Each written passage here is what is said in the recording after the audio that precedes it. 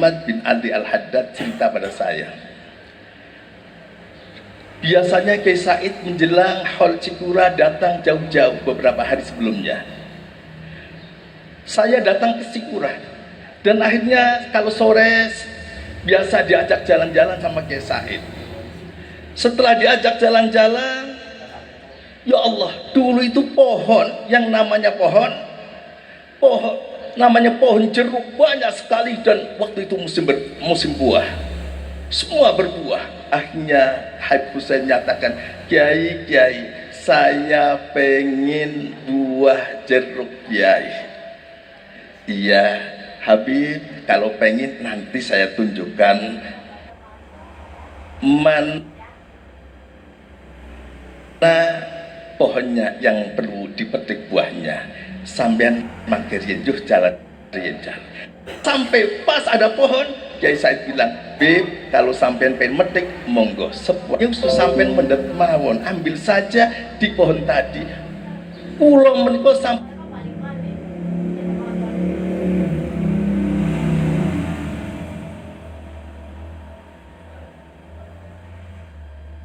pemriko, tapi ternyata pun betul-betul panggil.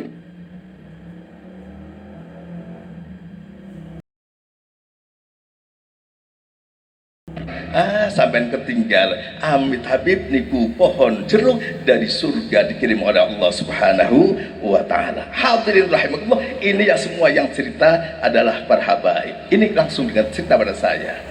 Cerita yang terakhir habaib, minal habaib menika Allah yarham Al-Habib Hasan bin Hussein bin Muhammad bin Tahir Al-Haddad. Beliau, saya pernah sowan kepada beliau dan beliau cerita, dulu di saat saya masih mukim di Tarim, belajar di sana, saya mimpi bertemu ammi saya, paman saya, Al-Wali Al-Habib Alwi bin Muhammad bin Tahir Al-Haddad. Di dalam mimpinya beliau tidak sendiri, tapi bersama Kiai Said. Ini langsung cerita dari Habib Hasan. Setelah itu langsung mengenalkan kepada Habib Hasan. Kata Habib kepada saya, Hasan, ini saya menirukan Habib Alwi, kamu kenal enggak dengan orang ini? Belum. Ini adalah Kiai Said. Jadi Habib Hasan, sehingga waktu itu azab saya jika nanti pulang ke Indonesia, saya ingin berkunjung kepadanya. Itulah sekilas cerita. Kalau cerita dari Iman Basri tukang becak, satu lagi cerita itu yang namanya anak muda Indonesia, enggak ada duanya, semuanya serba.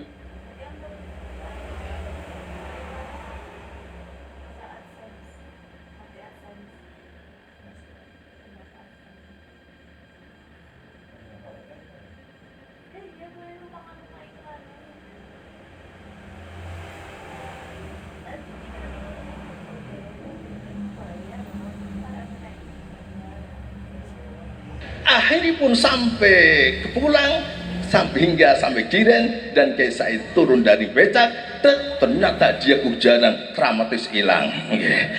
Lagi hadirin rahimakumullah, itulah salah satu. Ini saya tidak tahu yang bercerita mereka.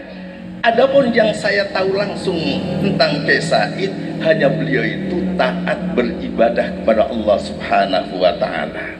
Semasa hidupnya, sepanjang saya hidup bersama beliau, tidak pernah beliau meninggalkan satu sholat.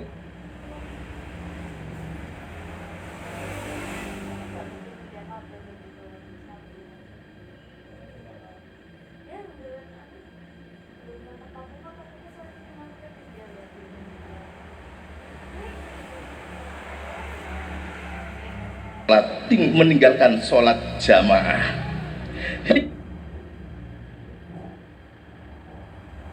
hingga subuh pagi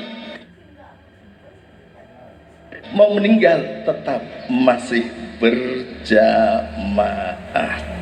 Itu diantaranya. Lalu ini bercerita meninggalnya, ini ceritakan tepat peringatan Isra Mi'raj. abah saya itu setahun sebelumnya itu diceritakan, di berita rame itu meninggal dunia. Ini cerita dari ibu saya. Satu hari abah itu sakit parah, sehingga ada di kamar terus cerita sama ibu saya, Jamilah, di depan pintu itu ada tamu, di depan rumah ada tamu sana, tapi kamu datang ke sana bilang saja, tidak sekarang, boten sakniki, sandang saja, bilang saja. Si wonten nopo disukani yotro boten orosa.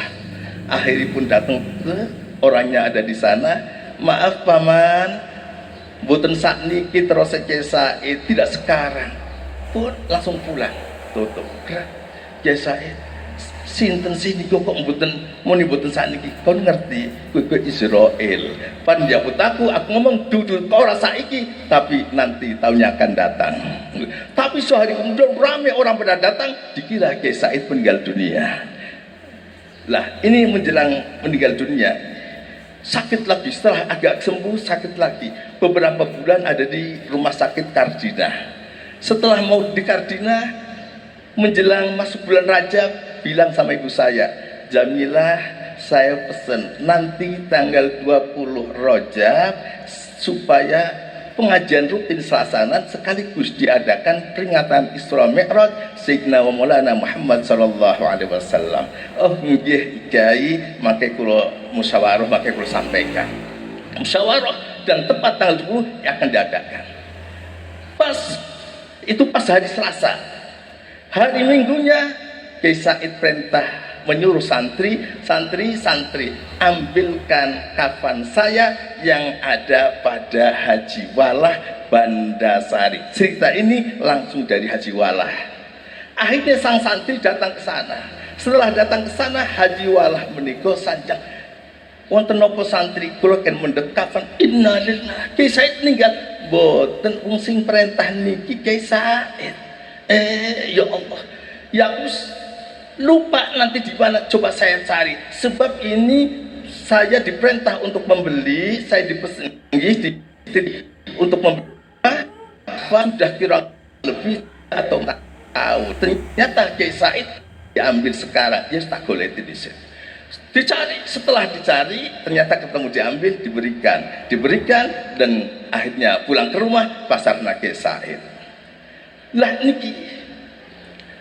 Kalau menjelang malam sebelum meninggal dunia, itu ya Allah banyak tamu yang datang dengan pakaian putih yang menemui ibu saya.